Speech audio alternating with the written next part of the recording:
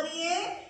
अरे बघ केवढा मोठा सरगा, हलवा, पापलेट आहे. जे हे दादा महाराज आहे, ताजा आहे, ताजा बर्फाचा नाही. बोंबील, बांगडा, पापलेट जे.